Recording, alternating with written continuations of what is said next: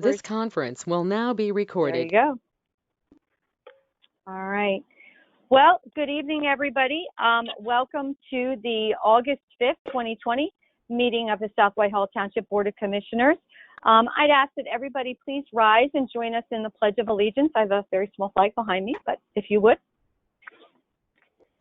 I pledge allegiance to the flag of the United States of America and to the republic for which it stands, one nation, under God, indivisible, with liberty and justice for all. Thank you, everybody. I'd like to note that all public sessions of the South Whitehall Township Board of Commissioners are electronically recorded, filed, and posted on board docs for public access. With that being said, we can go right into our agenda this evening. And first on our agenda for consideration and possible action are our July 15th, 2020 Board of Commissioner meeting minutes. I'll give the board a few minutes just to look over those meeting minutes if there's any questions or comments on said meeting minutes from the board.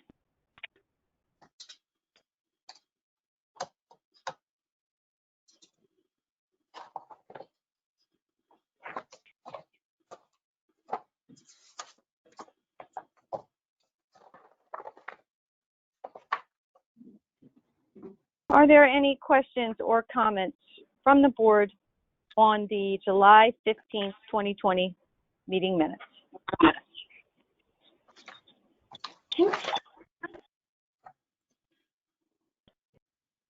Hearing none, do I hear a motion for approval of said meeting minutes? So moved. We have a motion on the floor from Commissioner Kelly. Do I hear a second? I'll second. I'm not sure who that was. I think it was Commissioner Mobilio. Am I wrong, or was it Commissioner Stetton? One of us. Or was that, all right. We'll take the second from Commissioner Stetton. Can I have a roll call vote, please, Renee? Commissioner Walk, Aye. Commissioner Mobilio, Aye.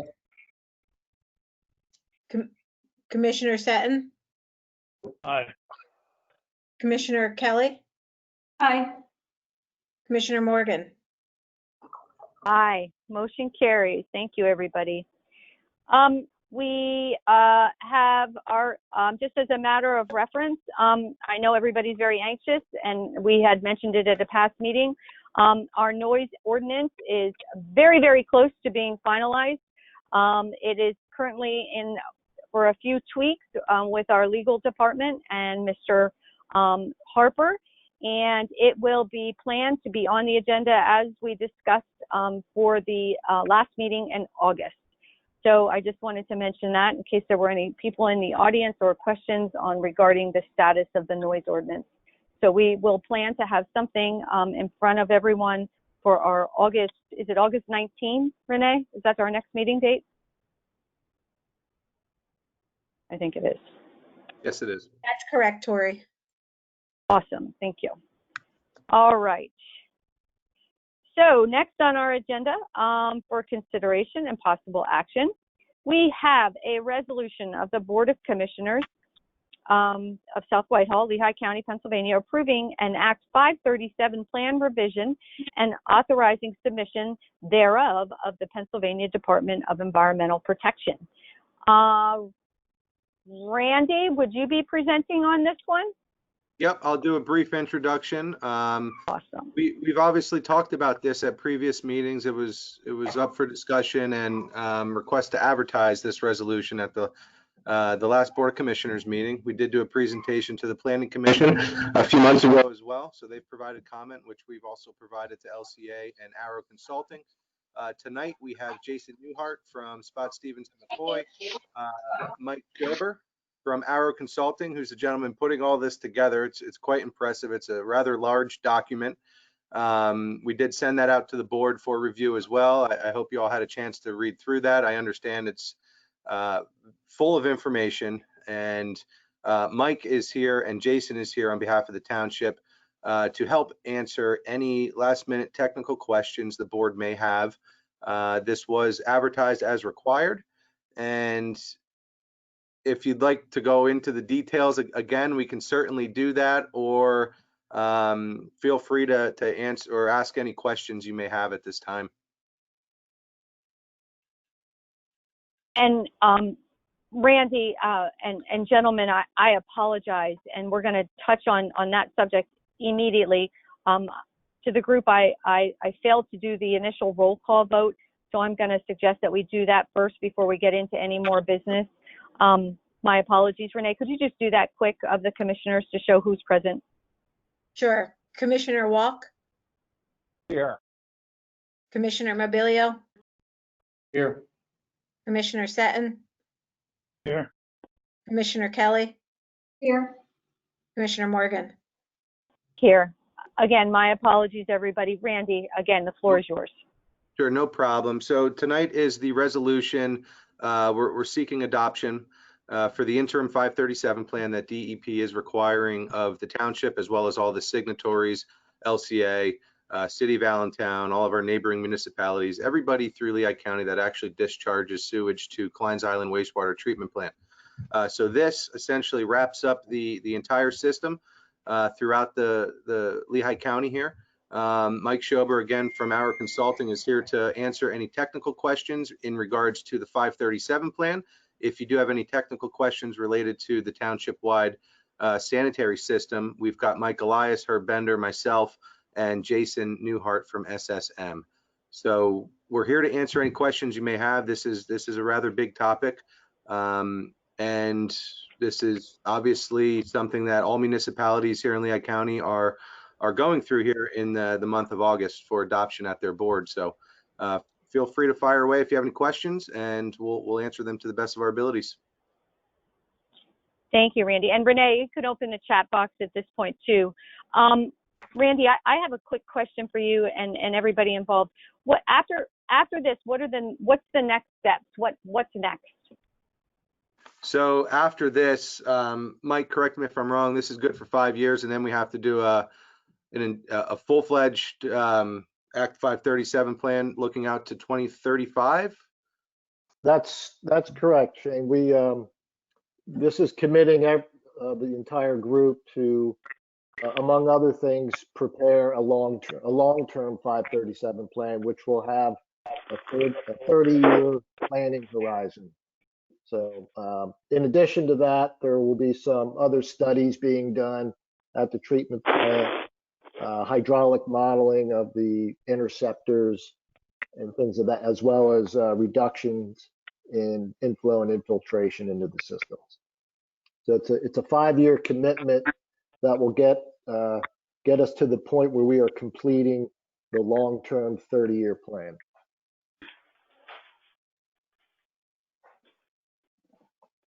And what is the date of due date for authorization for a resolution for having this completed? Our schedule with DEP is to submit the final plan, which would include all of the municipal adoptions, by mid-September. Very good. Thank you. And I Are do there know any other? Oh, municipalities. go ahead, Randy. Sorry. Yep, I'm sorry. Other municipalities are also adopting at their first meeting here in August. I'm not sure, Mike, if we're one of the first or if others have done it already, but I know everybody's kind of on the same time frame here. You would be the third. The Third. borough of Macungie and North Whitehall Township have approved. There we go. They're ahead of us. They're ahead of us. Just barely. Yeah, just barely. Thank you, gentlemen. Are there any other questions from the board on this particular topic? Very important timing on this document. We covered it last time. All right. Is there any questions from the public? That being said, so we do have a resolution on the floor for possible adoption. Do I hear said motion for adoption of the resolution for the Act 537 plan revision? We have a motion on the floor from Commissioner Kelly. And do I hear a second? I'll make a second. Second from Commissioner Morgan. Can I have a roll call vote, please, Renee? Commissioner Walk, Aye. Commissioner Mobilio, Aye. Commissioner Seton, Aye. Commissioner Kelly. Aye. And Commissioner Morgan. Aye. Motion carries. Thank you, gentlemen, very much for that presentation. Thank you. Have a All good evening. right. So much. Mike, thank you very much as well. Right. Thank you all. Absolutely. Thank you. All right, next this evening for consideration and possible action under our motions, we have a sewer allocation request for 150 South Cedar Brook Road. Mr. Elias, would you like to present on this one, please, this evening? Sure. Good evening, commissioners. How's everybody doing tonight? We're great, thank you. We have an allocation request, as Tori said, for 150 South Cedar Brook Road. The allocation request is for Cedar Creek Parkway West Phase 2 project. It involves the county owned and operated recreational facility, including the installation of a prefabricated restroom. No public water is required. It's supplied by well on property. The sewer will be connected to the township sanitary lines. And as a result, the county's asking for the approval of 1 EDU of sewer allocation for the project.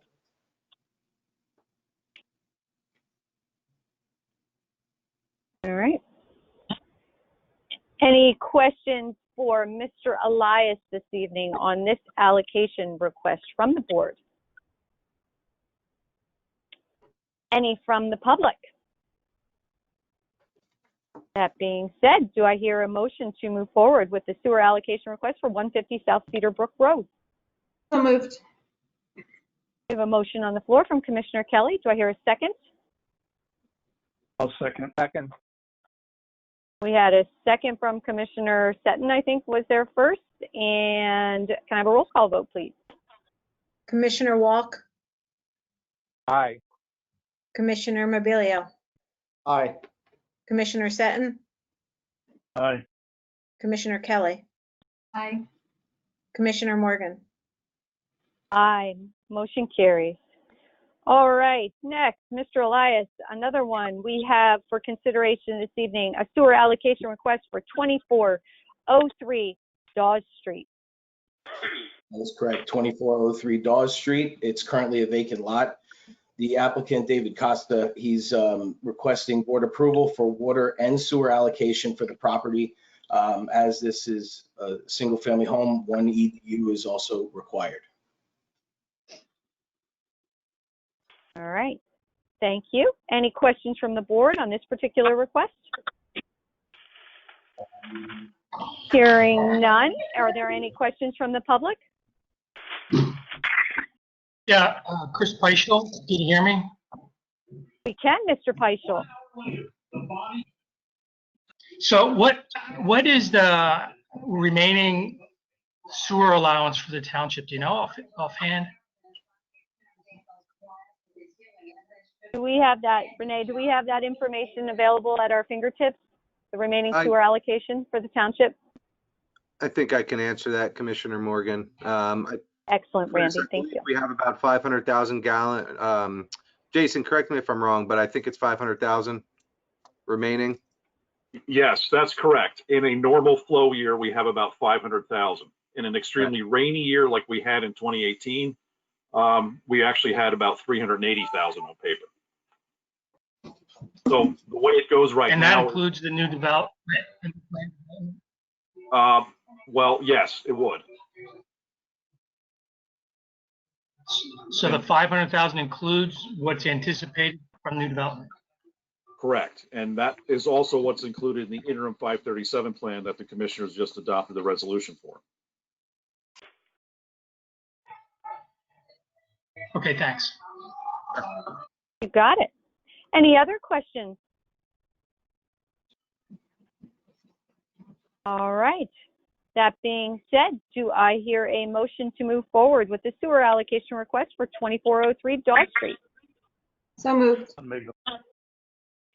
We have a motion on the floor from Commissioner Kelly. Do I hear a second? All seconds. We have a second from Commissioner Walk. Can I have a roll call vote, please, Renee? Commissioner Walk, Aye. Commissioner Mobilio, Aye. Commissioner Seton, Aye. Commissioner Kelly. Aye. Commissioner Morgan. Aye, motion carries. Okay, under our correspondence and information items, we have a public notice of a public hearing at our next BOC meeting on Wednesday, August 19th, 2020 at 7 p.m. Renee, did you want to brief on that one? Tori, can we go back? We have a third motion on there.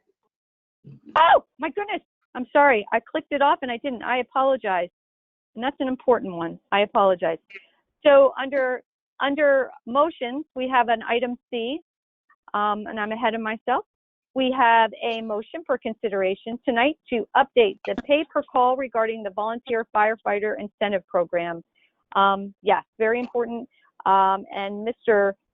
Kitcheravich, would you like to present on this one for us this evening, please? See, I said it right this time. Thank you. Yes. Good evening, commissioners. What I'm presenting now is the volunteer firefighter incentive program. We were talking about looking on a way of having some rate changes and increase the rate change on the per call response. Basically, we have a scale that they came up with where instead of it being $7.50 per call, it would be starting now at $5 per call for junior firefighters, $5 for probationary. When they become regular, once they get off of probation, then they go to the $7.50 per call. The additional money that would be added to that rate would depend on years of service and certifications that the firefighters have achieved. So in the scale that you should have all received, there is a listing of how it was broken down and figured out how they came up with each individual person's rate. And that maxes out at $10 per call on the incentive program. We're also asking that if this is adopted and you're acceptable to this changes in the incentive program, we would like to pay out the third and fourth quarters of the incentive program this year at the new incentive rate. All right. Thank you, Chris. I'll note from and I'll obviously, Commissioner Seton, you could speak to this too if you so wish. Sitting on the volunteer fire subcommittee, this was long talked about.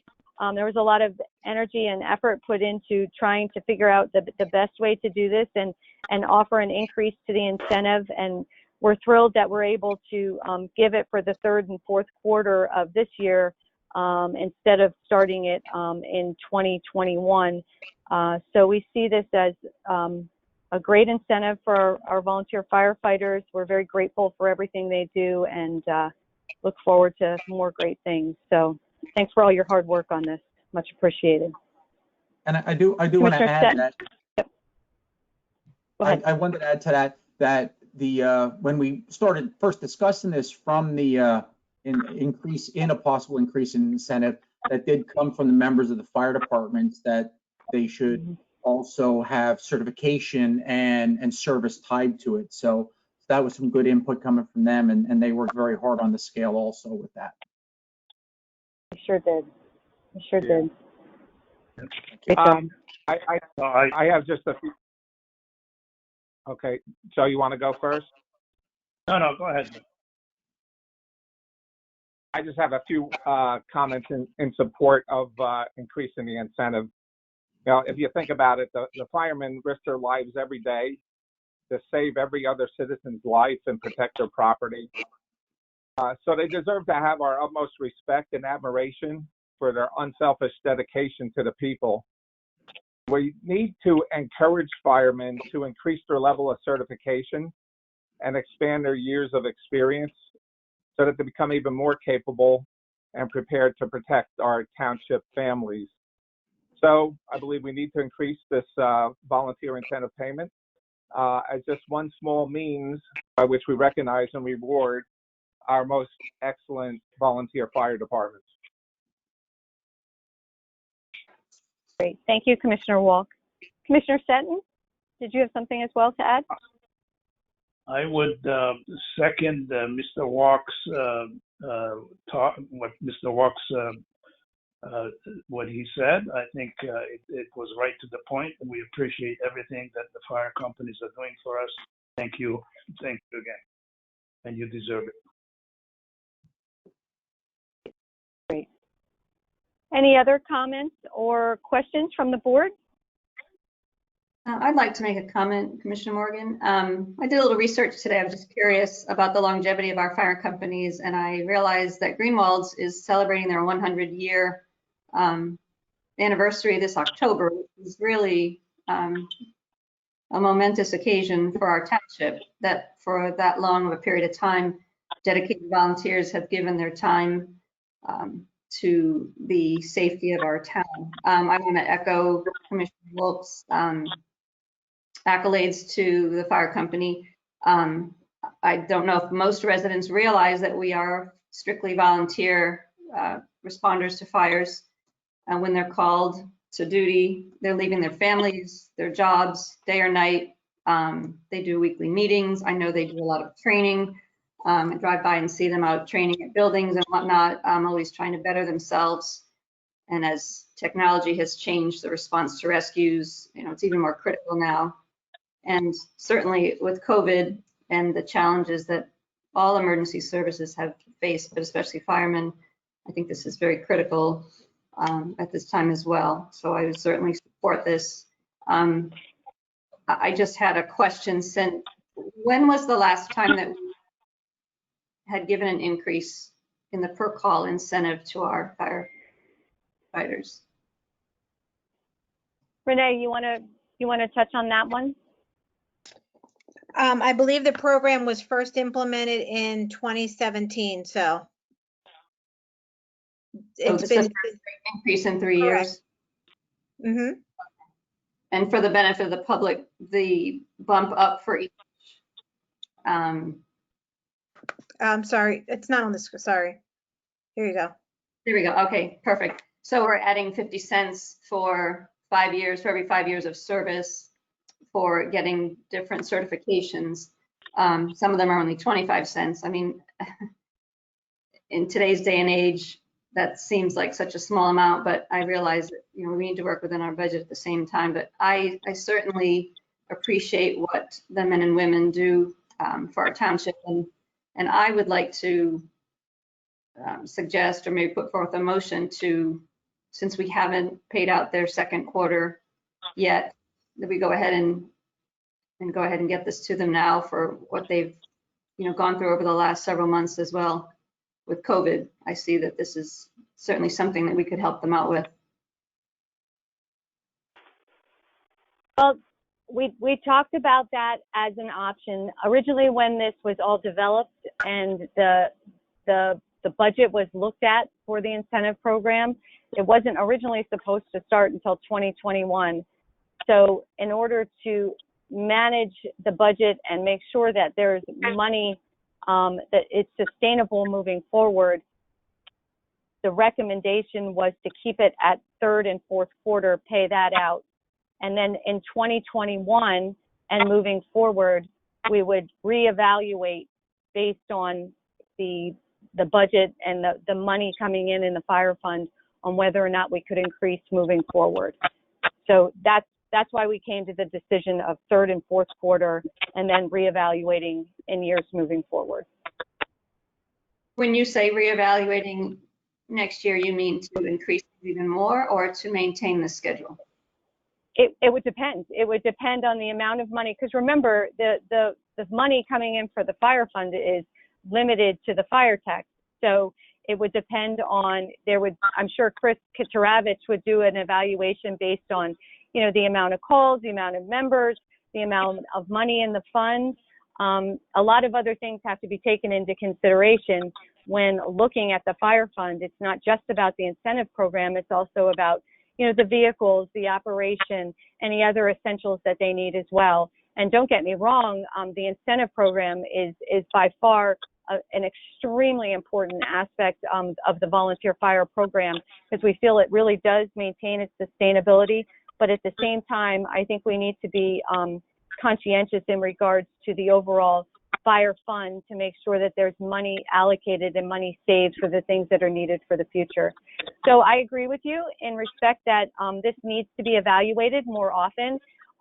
It was something that hadn't been evaluated in 3 years. So I think starting in 2021 and moving forward, it would make sense for Chris to, you know, evaluate the rates moving forward and obviously look to see if there's opportunities for future increases. That makes absolute sense. But I think moving forward is the direction that we were looking at, not necessarily going backwards, because it's that was the direction we were looking for as far as the fund goes. And just a simple follow-up, just more as a procedural, since certainly this is something we could have discussed in the Finance Committee. I did look over the fire budget, and there's some contingency funds and unappropriated reserves. So I would have just liked to have had a little more in depth to see if there would have been a way to go ahead and allow this in for the second quarter, since that check has not been cut yet from the township. Yeah, this is Commissioner Wolk. I have just one extra comment, and I appreciate Commissioner Keller's question and Commissioner Morgan's comments, which I agree with.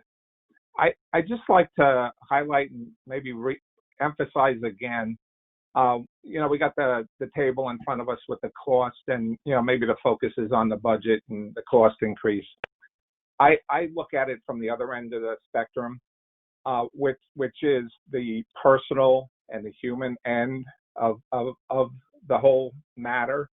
You know, once again, these people risk their lives for everybody in the township, whether it's to save their life or, you know, protect their property. And this is like this really comes down to recognition and rewards for the people who put their lives on the line. And you can't put dollars and cents against that, like we see in this table. I think, I don't know if any of the fire chiefs are present on the call tonight. I think if they are, you know, please speak out or speak up. You know, they represent each and every fireman, firewoman. That's the way I look at this. I don't know if they're present, if they want to make any comments in that regard.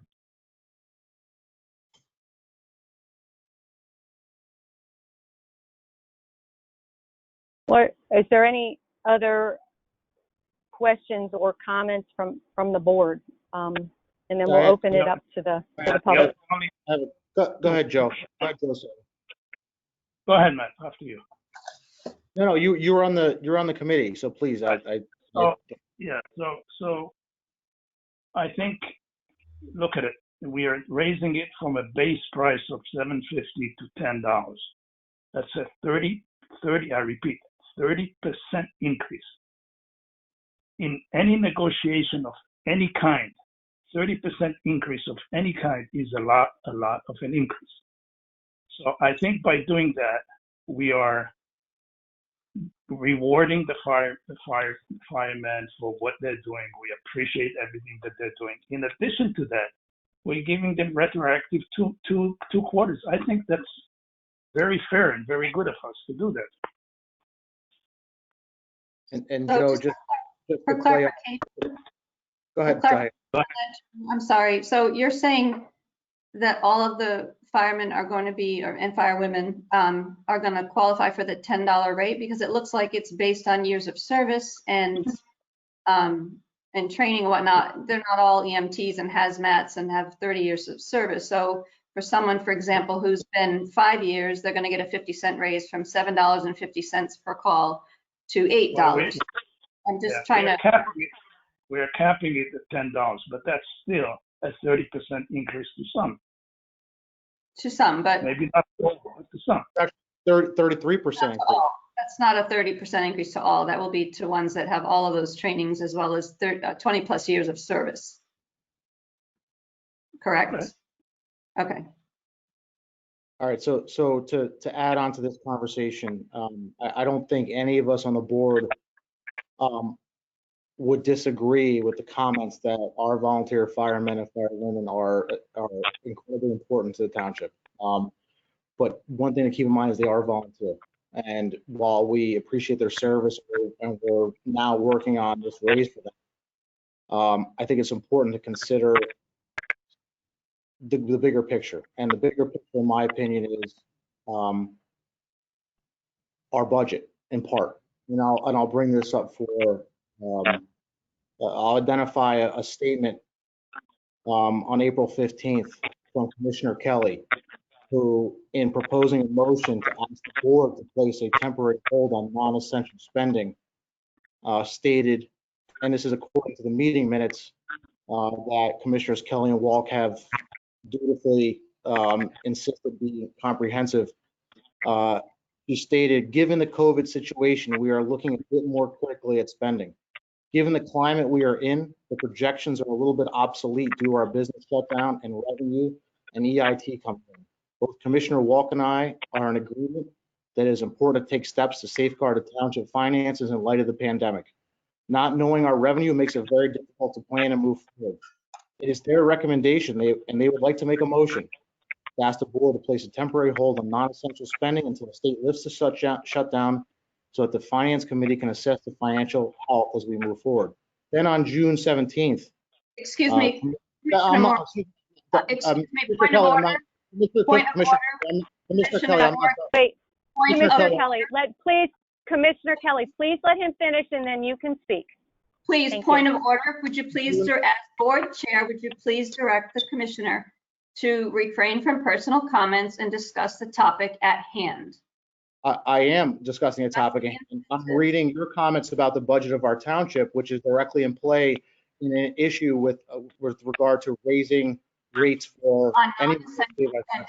You're right, but I'm sorry, our volunteer firemen do not qualify under the non-essential spending, so you may continue, but.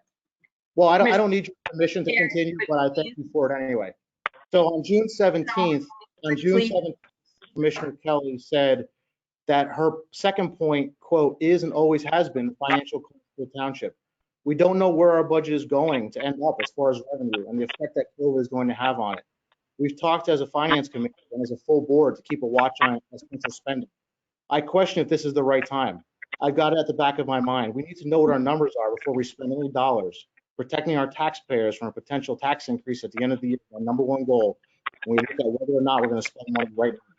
So I asked Commissioner Kelly, what has changed since her comments of April 15th and June 17th that we should keep a watchful eye on spending for today?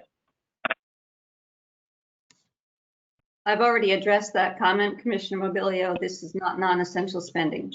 Commissioner Morgan, would you please ask the board to refrain from personal comments and direct the discussion to the topics at hand for the good of the township? Well, just for the record, that wasn't a personal comment. That was a statement made at a township meeting. But with that being said, for fear that nothing is going to happen tonight because we're going back and forth, I'm going to make a motion that we update our pay per call regarding volunteer firefighters as presented this evening, as I do agree 100% that the firefighters deserve this increase. We will reevaluate annually to determine whether or not it can be updated. And certainly if there is that feasibility, we would do so. But at this point, based on the amount of work and energy put into it, I would make a motion to move forward as presented. I'll second it. Wait, who seconded it? I seconded it. Diane did, doesn't matter. So we have a second from Commissioner Kelly, and can I have a roll call vote, please? Commissioner Walk, Aye. Commissioner Mobilio, Aye. Commissioner Seton, Aye. Commissioner Kelly, Aye. and Commissioner Morgan. Aye. Motion carries. And again, to all of our firefighters, and we're thrilled that we're able to do this. We look forward to the opportunity to reevaluate moving forward, and we thank you for all the service that you do in our township each and every day, especially during these very, very trying times that we just saw recently. So thank you again for everything you do. Commissioner Morgan, it looks like there were some comments. We didn't open the chat room and give the public a time to discuss before the vote. Yes, thank you. I was getting to that. All right, Renee, we have someone to speak during public comment, and Andrew. Commissioner Morgan. It looks like, yes. Andrew, is that Andrew? Chris Peichel. No, it's Chris Peichel. I just want to clarify for Commissioner Seton.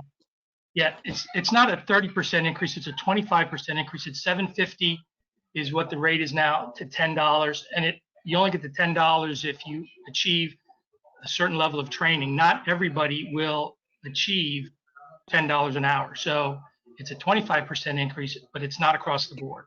But that's actually a 33 and 1/3% increase, because 1/3 of 750 is 250 plus 750 is 10. So actually, you guys are both. And I will note something just for the record. All of the fire chiefs were very much involved with this pay-per-call discussion, along with Chris Kitcheravich. So, you know, they were all involved in the development of these numbers as well. So this isn't something that just was pulled out of the air. I think that's important to mention. Again, we're thrilled to be able to do it sooner than what was expected. The thought originally was to start it in 2021. So we're thrilled to be able to offer it again, like I said, in third and fourth quarter, and then again, moving forward to reevaluate and change where we can. Andrew, did you say, I see in the chat, Andrew, did you have something you wanted to share?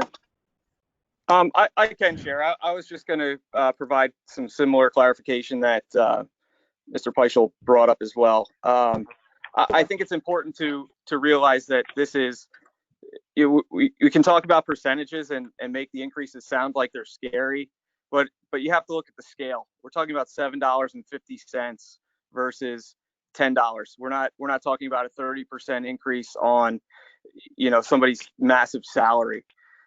So really what it equates to over the course of one quarter, it amounts to $4,800.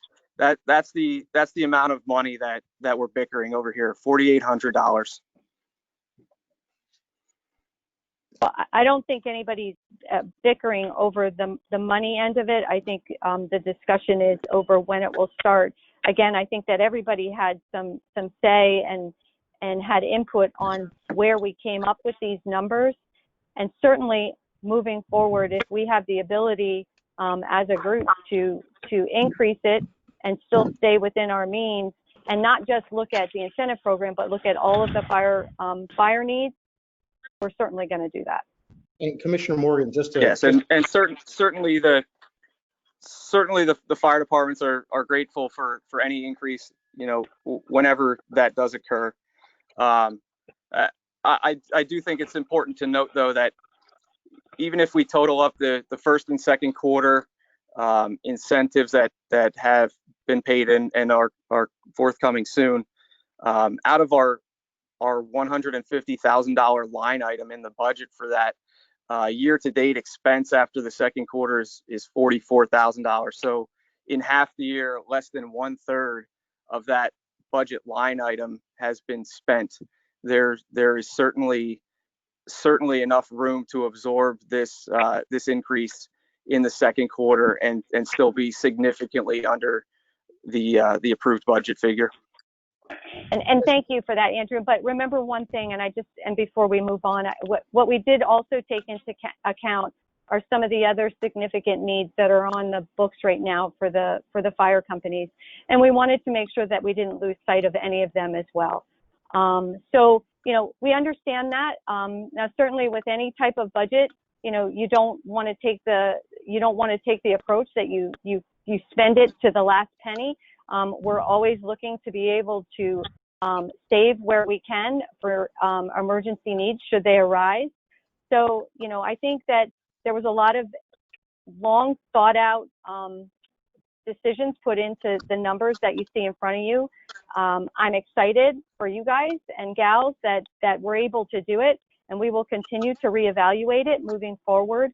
So that being said, please know that we weren't just looking at the incentive program when we talk about a budget. We're looking at the overall budgeting needs for the entire fire service. So I just want to mention that. Are there any other questions or comments on this one?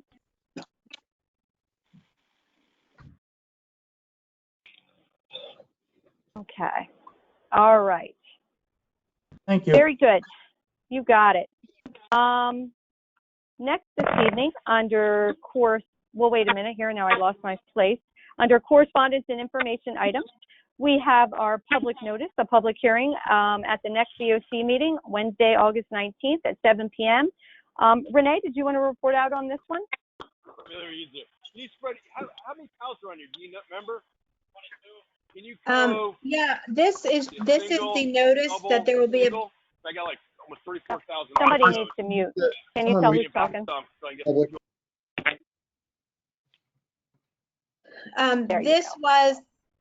This is a public notice that at the next Board of Commissioners meeting on August 19th, there will be a public hearing. That public hearing is on the zoning ordinance, which is amending the height restrictions. This has been on the agenda a few times. This is over on Blue Barn. This is the Pasaco development that we've spoken about. It's coming back to the board at a public hearing at the next meeting. Very good. Thanks, Renee. Any questions or comments on the public notice coming? All right. Next, we have the Planning Commission annual report. Mr. Kinney, would you like to report out on that one? I sure would. Good evening, Commissioners. So Section 207 of the Pennsylvania Municipal Planning Code requires that the Planning Commission both prepare and make a written report to the governing body each year. So that is what you have before you. The Planning Commission has worked over the last couple of months to put this report together. And in essence, it's a highlight of the activities of 2019. The commission did at its July 16 meeting motion this to you, so it is here for your review and your acceptance. Well, I must say it's a fantastic report. Thank you very much to the entire team on that one. Very nice. Are there any questions or comments on the Planning Commission annual report from the board? Any from the public? Very good. Thank you, George. Thank you. All right. Next this evening, under correspondence and information items, we have the Lehigh County Chief of Police Consortium test for entry-level police officers. Chief Dorney, what do you have for us this evening? Thank you, Commissioners. Just wanted to make the announcement to the public to let them know that the Lehigh County Chiefs of Police Association has opened up their testing for the consortium test, which includes 12 departments in Lehigh County. And there's about roughly 18 to 20 openings currently. So we would like to get the word out and spread hopefully the opportunity for many people during this environment right now to come join the ranks of the policing world in the Lehigh Valley. So the applications are completely online, and it is the website is actually www.lehighcountypolicetest.com, and the entire application is online. It's not very long to fill out, and the applications will be accepted online until September 11th. And then the written exam will take place on September 26th, and the physical assessment will be on October 3rd. So hopefully we can work together as an area to get the policing profession moving forward with some new applicants. Awesome. Thank you, Chief. Were there any questions or comments for the Chief on this particular opportunity coming up? Any from the public? All right. That being said, we're going to move into direction and discussion items. I'd like to add something on that that's not on the agenda. I just wanted to mention to the board and to the public, the Green Advisory Council did meet on July 20th. It is just an amazing group of people, talented and just very talented people in their field. And what I wanted to mention was we talked about some initiatives that the group is looking to do. And the Green Advisory Committee did form 4 committees to focus on some key areas, and I wanted to mention them to the board. The first is recycling, with an initiative to work on some education materials to be able to provide to the public on recycling. The next was stormwater, looking to put together some more information that would be helpful to our residents from a personal standpoint, from a township standpoint, looking at stormwater.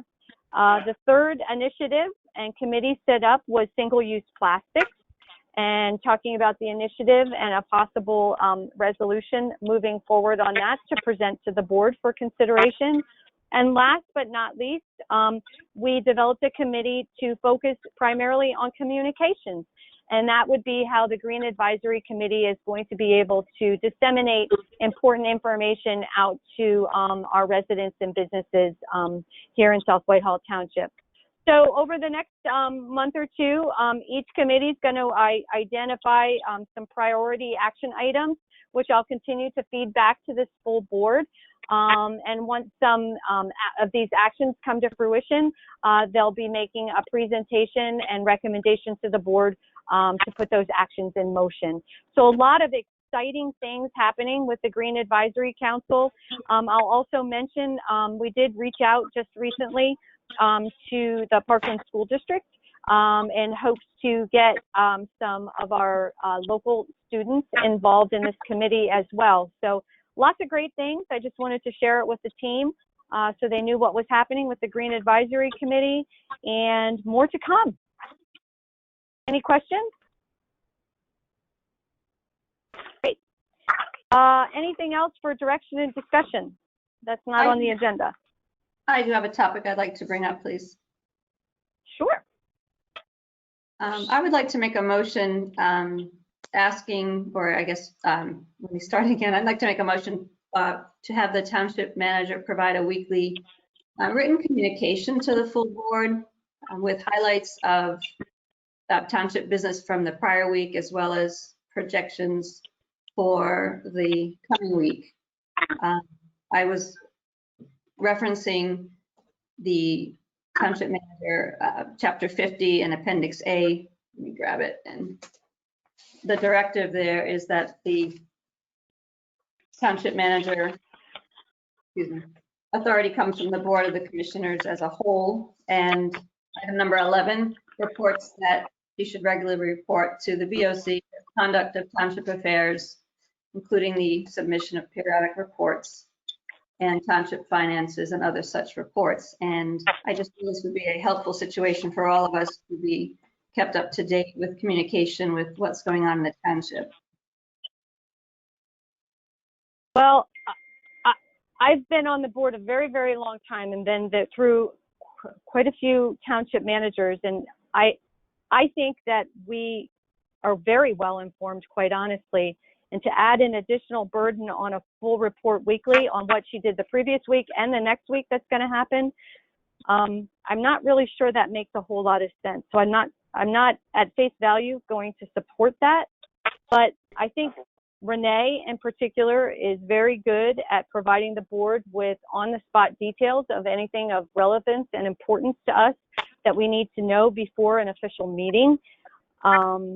And you know, her staff keeps her well informed. And with that being said, I don't support adding on more reports and more added responsibilities to her than she already has, because I feel we're well informed.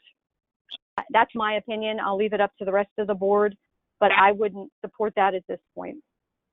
Well, I'll just say that maybe you don't have the same experience as I do because you are the board president, but just certainly at the beginning of the year, we were given a chart of current initiatives and projects and just updating on what's going on. For example, our new website, there's been discussion of when we're going to resume in-person meetings, and these topics come up at a board meeting, but we're not aware as a full board that these topics are going on, and input isn't, we don't have the ability because we're not aware of what's happening. And certainly over the last couple of weeks, I've learned about things in our township through the media before I was given a report by the township manager, and I understand that she's busy, but just as a way to communicate with the full board, we have 4 new board members that have not served prior, so we probably have a different experience than you do, Commissioner Morgan, but I'll let the other board members kind of reference that, but I'm curious, what did you find out from the media that Renee or somebody you didn't find out? Well, the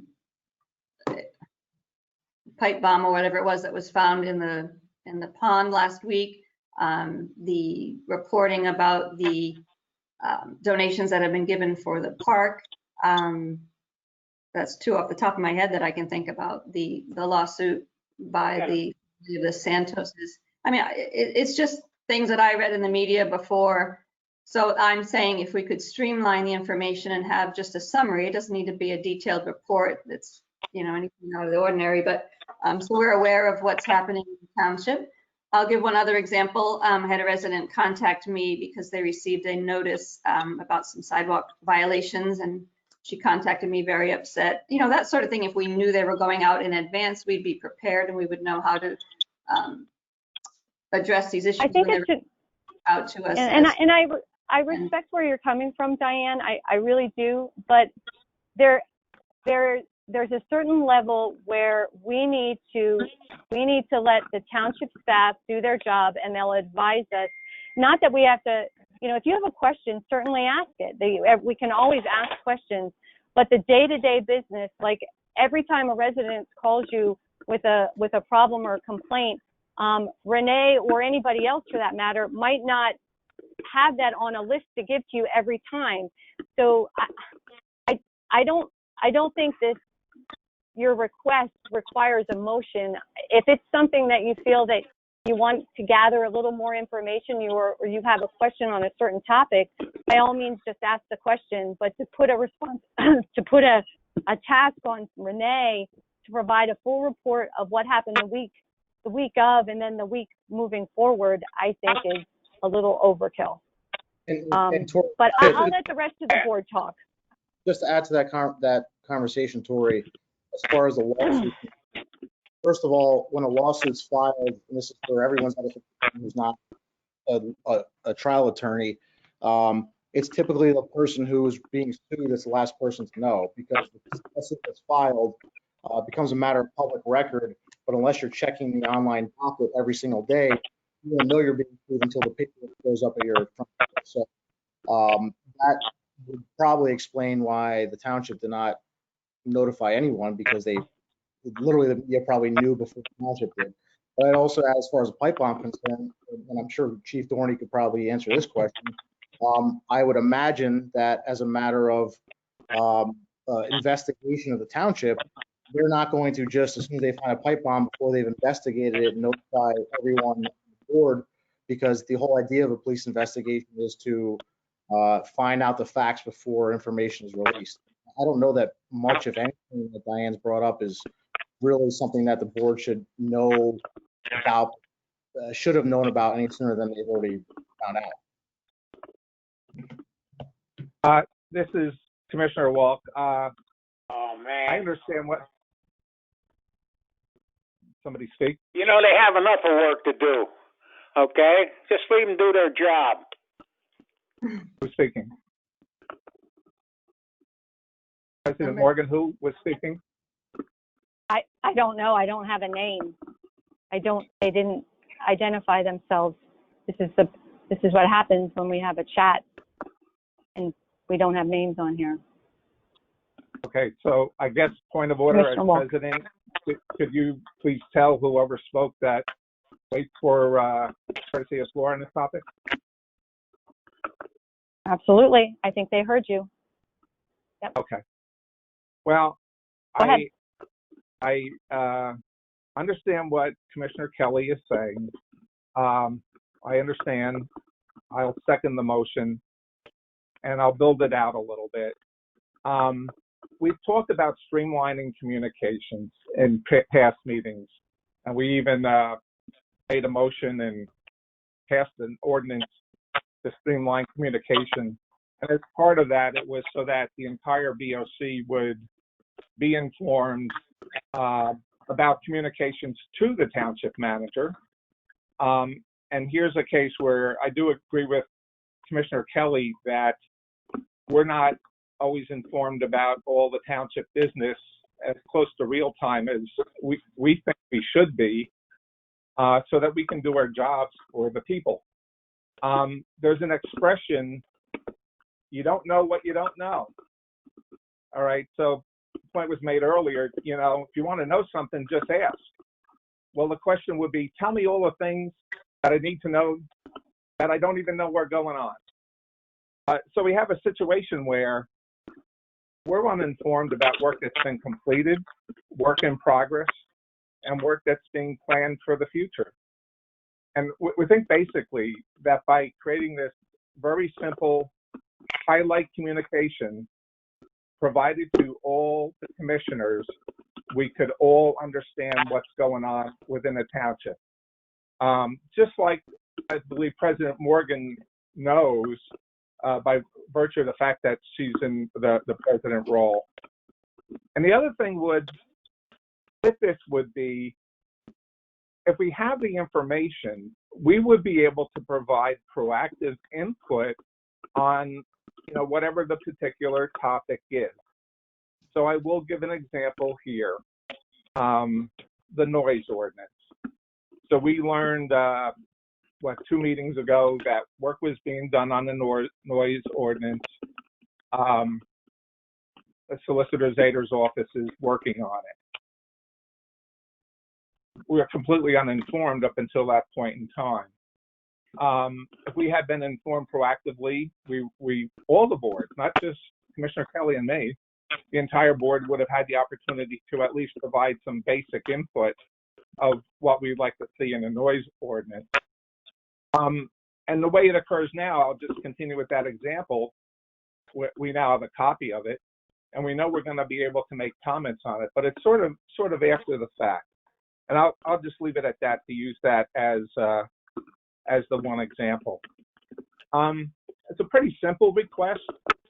Could you please just, like, on one side of a sheet of paper, write down highlights of what's going on in the township so that we're all informed at the same time. It's as simple as that. And I don't know why there would be an objection to that, since we just passed an ordinance that said we're going to standardize communication to the township manager.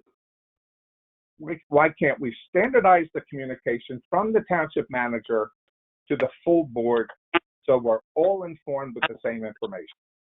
The examples that were given of what people are not informed by are not things that the township manager could even reasonably be expected to notify us of. Can you really expect the township manager to be able to read Chief Dorney or his detectives or investigators' minds to say, hey, the commissioners need to know that there's a criminal incident that happened today? Like, they need to be able to act on it. We're not the detective, we're not the police department. Just like the lawsuit that was filed, we don't get to even decide whether the lawsuit gets settled or not. That's up to our labor attorneys.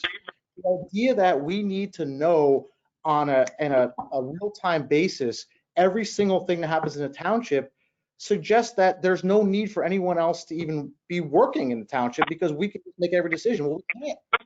We're asking for us to have information that could potentially interfere with a criminal investigation. They're asking us to have information that could potentially interfere with a civil lawsuit or a civil investigation. The idea of keeping some of this information close to the chest is not a matter of non-transparency or a matter of keeping it from the public. It's a matter of protecting the township from further exposure, from losing criminal cases, because you guys get information and then you go into a public forum and say, we need to investigate this, or I think this person planned the pipe bomb. The whole idea of these things being somewhat private is so that that justice can move forward without interference from parties who have no business, no experience, no rightful involvement in these sorts of things. So the idea that somehow the township should be checking the docket every single day to say, well, we got sued at 9:54 a.m. And so now we know Commissioner Kelly needs this information. So if we don't get it to her by 9:55, we're going to hear about it at the meeting. Or Chief Dorn, one of his detectives, had a pipe bomb in a park somewhere and said, we better call Commissioner Walk because he might have some input as to what we should do with this pipe bomb and who to investigate. It's ridiculous. I think, can I just make a statement here? Oh, no, Tori, let me finish. This is so, the idea that, oh, we could just put it on a sheet of paper. Well, we'll put it on a sheet of paper, and then the next meeting, it'll be, well, Renee, I see you didn't mention here about how there was some water that was actually collected at the park. Why didn't you put that on there? I understand our public works department went out there for 15 minutes. Why isn't this on the sheet? The idea of creating more paperwork for Renee, the township manager, is just going to create additional, not only bureaucracy, but it's going to give commissioners on this board that are never satisfied with any amount of information even more opportunity to argue and fight about what isn't included, when some of the stuff that's not included because it has criminal and civil implications for the township and its residents. Well, no, I certainly wasn't asking for any background information on any criminal, just the fact that it was being, that the suit was brought forth. I would clarify that, but we're not asking for anything that is not already spelled out in the township manager's Appendix A of her employment agreement, which states that she would regularly report to the Board of Commissioners the conduct of township affairs. For example, if $10 million building renovation, she could put on a sheet of paper, this week they accomplished, A, B, and C, boom. Nobody's asking for detail down to the level. Okay. So, okay, I think we're going to beat this thing to death. The most upsetting thing about this conversation to me is, and I'll be honest with you, Diane, if you had a problem with the information that was being provided or not provided, what should have happened out of respect to Renee is you should have had a conversation with Renee. You shouldn't be bringing this up in a public section and making, I just think it's awful. I think it's awful. So we have a motion on the floor. Let's take a vote on it if that's the case. But I will tell you first and foremost, I do not agree with it. We are legislators. We are not administrators. May I make a comment about your last comment, Commissioner Morgan? Sure. You passed an ordinance that said we're not supposed to give direction to the township manager without first agreeing it before bringing it in front of the board. So we're bringing this in front of the board for your consideration. We're bringing a motion in front of the board for your consideration. No, that's not what I'm saying, Mike. I'm saying that Diane should have had a conversation with Renee. We have a motion on the floor. Can I have a vote, Renee? Go ahead, Diane. It's a microphone that's getting a lot of feedback. Can someone mute that one? Thank you. So there is a motion on the floor. Do I hear a second? I already seconded it. Can I have a roll call vote, please, Renee? Commissioner Walk, Aye. Commissioner Mobilio, No. Commissioner Seton, Absolutely not. Commissioner Kelly, Aye. Commissioner Morgan. No. Motion doesn't carry. I again state, I believe Renee, our township manager, and our staff provide excellent information to us. And if you have a question or feel you're being misinformed or don't have information on something you're looking for, pick up the phone and ask her. And what will happen is she will provide that full piece of information to everybody on the board. Well, this is not something that's not in neighboring townships, just for your information. We might not have done it here in South Whitehall before, but other townships do operate this way to keep the board fully informed so that they can make the best decisions in the interest of the community. It's just about communication. That's what I was asking for. So I'm Well, sorry. communication, Diane, goes both ways, and that comes from you and the board, rest of the board as well. So, all right. Anything else for direction and discussion this evening? I'll mirror what Commissioner Waltz said, though. You don't know what you don't know. So thank you for that. Renee, do we have anything else under old business to report out on Where's Dam? Well, Where's Dam still remains in the DEP status. We have not heard anything. Can we see it yet? Is it still underwater, or is it out? As of this afternoon, I mean, some of it has receded, but as of this afternoon, there was still plenty of water in the park.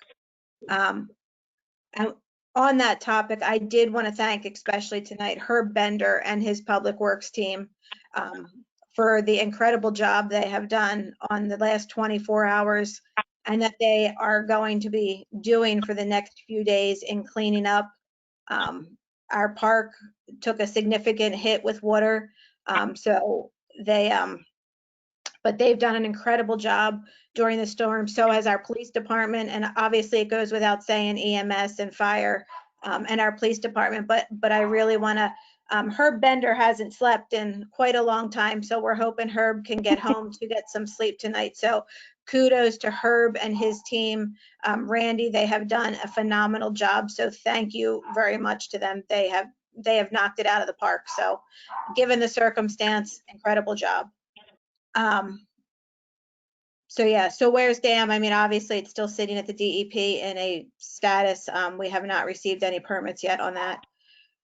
The campus renovation project continues. The next meeting is the meeting where Steve Carr will give an update on finances. But it again continues to move along and on the particular timeline of getting in early 2021. So, and credit cards, as we updated the last time, continue on the same status. Steve actively is working to get the two systems to work together. So is it safe to say we should hear a bit more about both the campus renovation and the credit cards, Renee, upon Steve's return?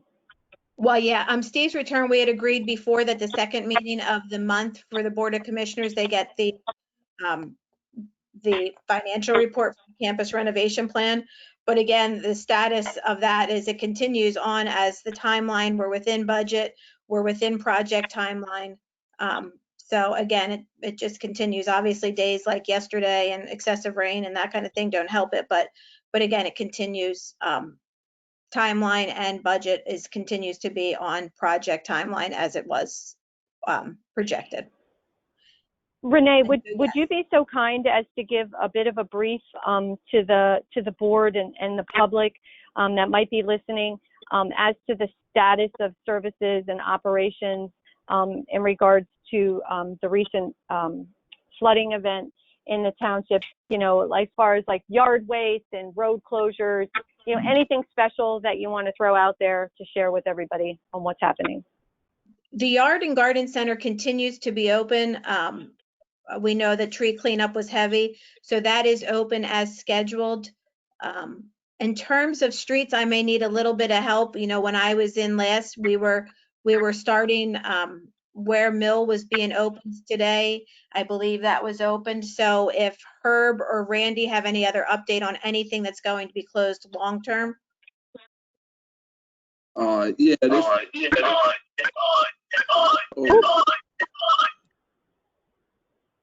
Poor Herb. Fill in. The only thing off the top of our head that is going to be closed for an extended period of time is the park and the parking lots down there. We've got a significant amount of sediment in a few of these parking lots, so those will be barricaded off and gated off too. We've got minor road damage on a few roads that we will get into repair. Most of the trees have been cleaned up. Roadways are now open. Again, echoing Renee's, comments earlier, Herb and his guys did a phenomenal job getting everything cleaned up, and shout out to the police department, fire department, EMS, and everybody that chipped in with this storm. It was definitely a team effort, and proud to be a part of it. Absolutely.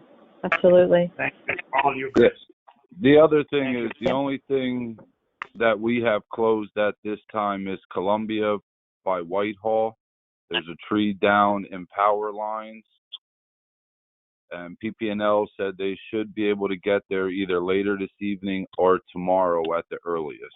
All the other trees that were down in the power lines, they are working on currently to get cleaned up. Awesome. Thanks, Herb. Thanks, Randy. Thanks, Renee. From a police standpoint, Chief, did you have anything else to add to that? Was there? The only thing I want to say is just echo everybody else's comments. Herb, I will say, is the absolute man. The man spent, I think, close to about 30 hours straight in there. So his folks at Public Works were fantastic. I mean, we shut a lot of roads down very quickly to the point where we were running out of barricades, and they were Johnny on the spot. We were leapfrogging all over the place. The officers did a fantastic job. EMS, the fire company was amazing. Fire police, they shut everything down. They were all over the place, and they absolutely saved a lot of lives over a very horrible rain episode, and just everybody, emergency management was involved. The county did a fantastic job. So everybody across the board worked very well as a team together, and it was a nice thing to see everybody work together and do it for the well-being of our community. So it was a great job. Excellent. Thanks, Chief. Tori, if we could make a public service announcement, it would be that people don't drive around barricades. Yes, we saw an awful lot of that. Yes, for sure. Don't drive around barricades, and don't drive through running water. That's a very good point. Okay, thank you, Renee. So next, at this point, we are at courtesy of the floor. I do know we have two people. Brian Pinella was slated for courtesy of the floor. Brian, are you with us?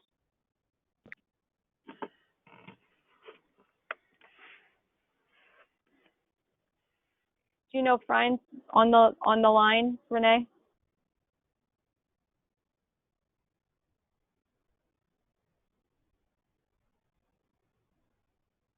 All right, well, we'll give Brian a chance to catch up. We do have Jacob Ross is also asked for courtesy of the floor this evening at 1499 White Oak Road. Jacob, are you with us? Yes, I'm here. I just wanted to talk about some of the ongoing themes that I've seen in board meetings over the past couple of months, which really came out tonight. The bemoaning of board members by other board members is deeply concerning for me as a citizen of the township. It's nothing that anybody wants to see from their government, much less something from elected officials at their local government. First, with during the motions, the paper call regarding volunteer firefighter incentives. I think it is incredibly low and despicable for a certain commissioner to berate another commissioner and use the opportunity as a political soapbox to attack them for wanting to look into the issue more. Our firefighters are our greatest citizens. They go out into burning buildings, they go out into dangerous situations. They leave their families to protect your family. So I think to use that sort of situation and a serious debate over that subject to make a cheap political argument is very irresponsible, and it's just not right, and it's very unsettling. And second, during the direction discussion items, I think two commissioners, Commissioners Kelly and Walk, are very sincere in their efforts to want to promote transparency in the township. I think what they're doing is very noble, and it was a serious question that needed to be asked. But the snide remarks made by other commissioners towards them by using cheap shot examples, by saying other phrases that were used to shoot down what they were suggesting is simply, it's ridiculous. You, all five of you, you are all equals. No one of you is greater than the other. So when you have these discussions, the whole point of having a board of commissioners is to have open discussions. And if we can't even get to a point in this township where we can have open discussions and ask questions without people being rude and inconsiderate, I think it's just absolutely despicable.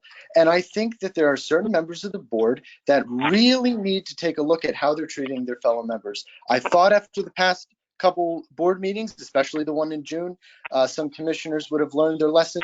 Apparently not. I hope that commissioners in the future can just learn to treat each other with respect. That is the number one rule I think everyone should be following. Treat each other with respect. The public will reward you for it. Your fellow commissioners will reward you for it.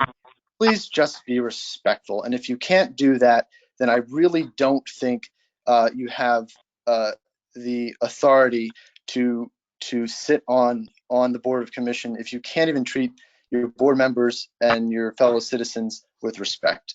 Thank you, and I yield the floor. Thank you. All right, Mr. Piniella, I think he was muted. Are you?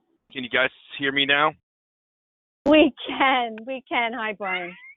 How you doing, Commissioner Morgan? Thank you. On July 11th this year at 2:20 in the morning, I had to call our fire department because I live in a twin at 2310, and the fire was on the 2312 side of my house. I made sure everybody was out of the house on both sides, and I let the police officers know when they first arrived. Then I'm a member of the fire department, so I went down and make sure when the trucks got out of our station.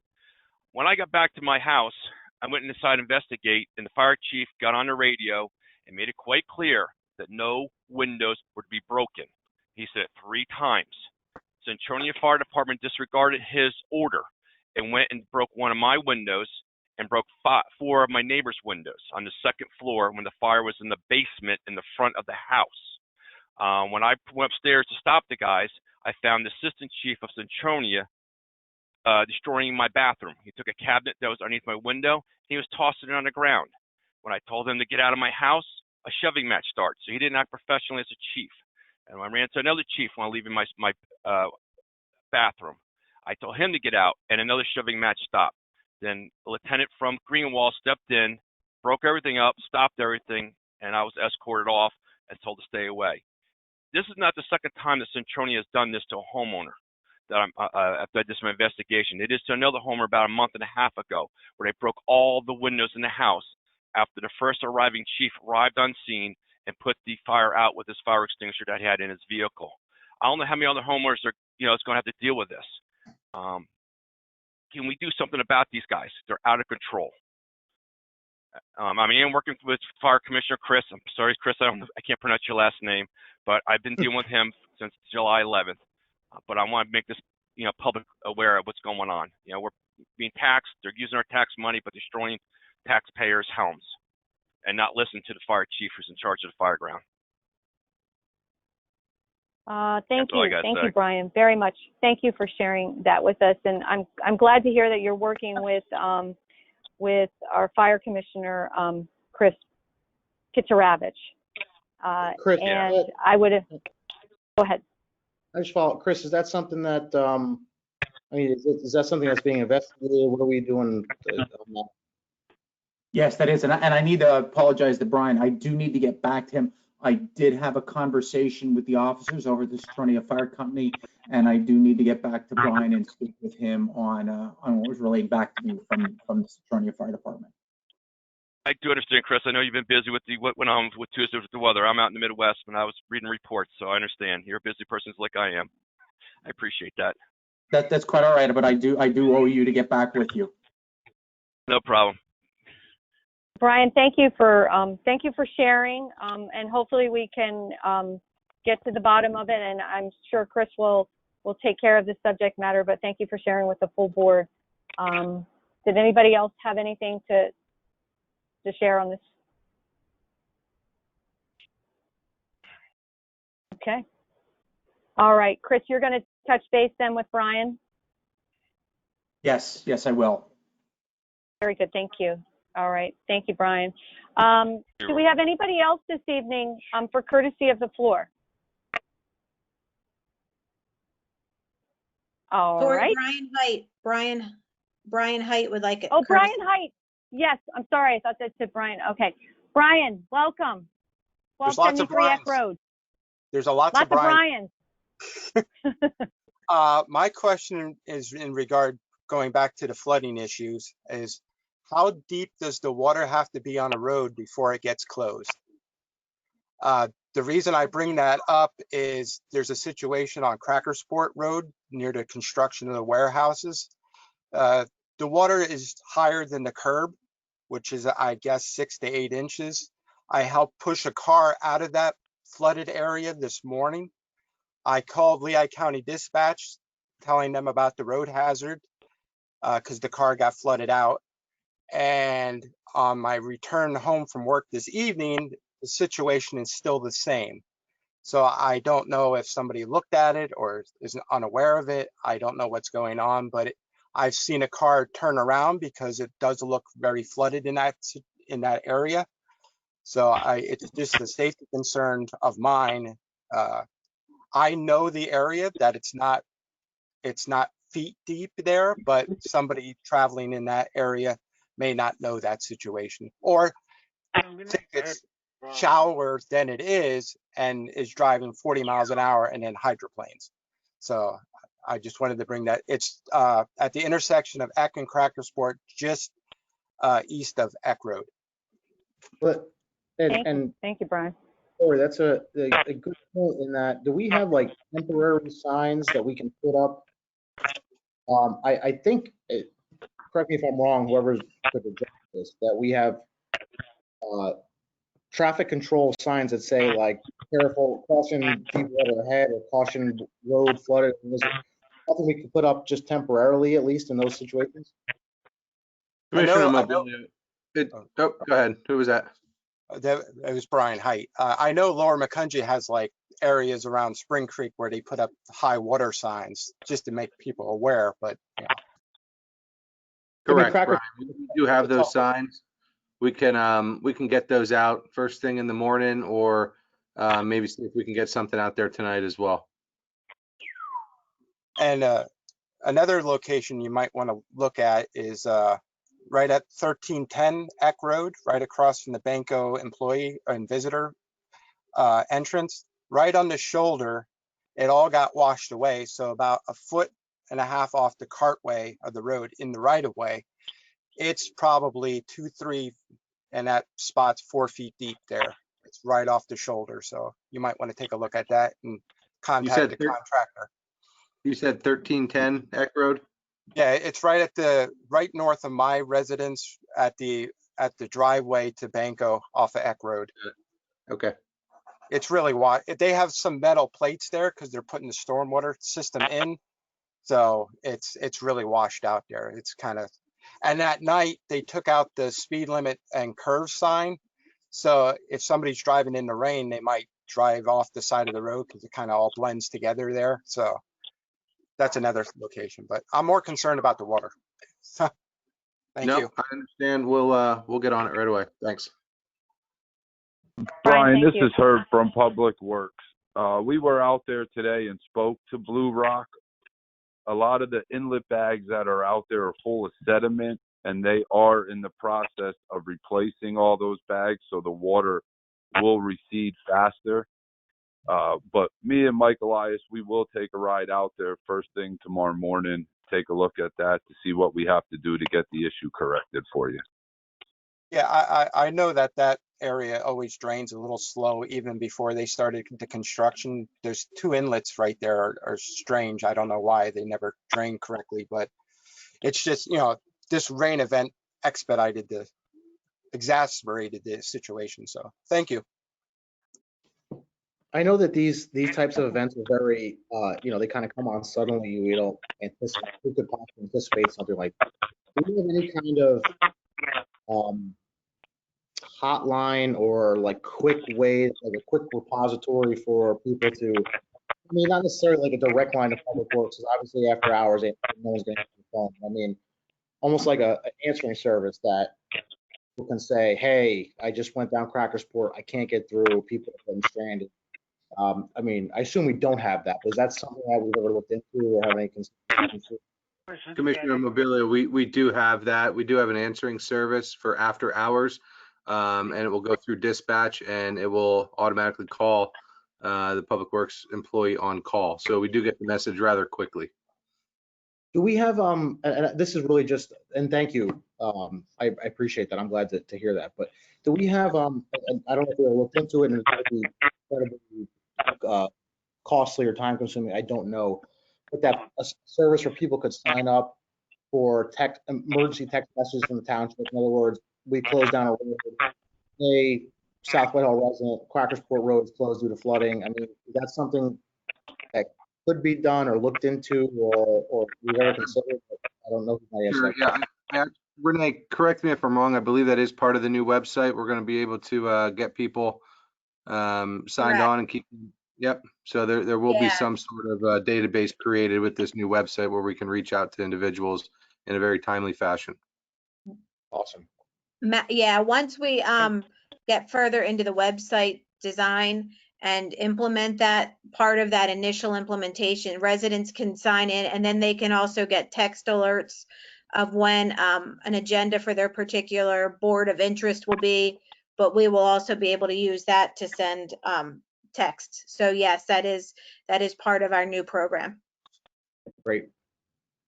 And as a follow-up to that, Renee, you're saying that we can send text. So could it be like a blast text if there was, a storm coming that we wanted to alert people, or road closures in general? Are we able to do that? Correct. Okay, thank you. There's a few different options and different ways to set it up. So we're exploring a variety of them. And they're all included in the package that we have for our software? Correct, and some additional software that we have as well. So we're determining the best one that does the most for us. And then do we also have a reverse 911 system that we can use? We do have a reverse 911 system that we can use. Yesterday there were some logistical glitches with it. But yes, we do have a reverse 911, but actually part of our exploration are the reverse 911 is a little different. People have to fill out a postcard for that one. So we don't get quite the response on that reverse 911 where we can get to a text alert system will be a little bit better. Okay, thank you. Okay. All right. Anybody else for courtesy of the floor? Going once. Going twice. All right. I'd like to note that our invoices and purchasing requisitions have been reviewed by our township manager and the director of finance. We need a motion this evening to authorize that our checks be issued to pay our bills as tabulated. Do I hear said motion? So moved. We have a motion on the floor from Commissioner Kelly. Do I hear a second? I'll make a second. Second from Commissioner Morgan. Can I have a roll call vote, please? Commissioner Walk? Aye. Commissioner Mobilio? Aye. Commissioner Seton? Aye. Commissioner Kelly? Aye. Commissioner Morgan? Aye. Motion carries. All right. We have no executive session planned for this evening. I do need a motion for adjournment. So moved. Motion on the floor from Commissioner Kelly. Do I hear a second? Second. Second from Commissioner Seton. All in favor? Aye. Aye. Motion carries. Have a lovely evening, everybody.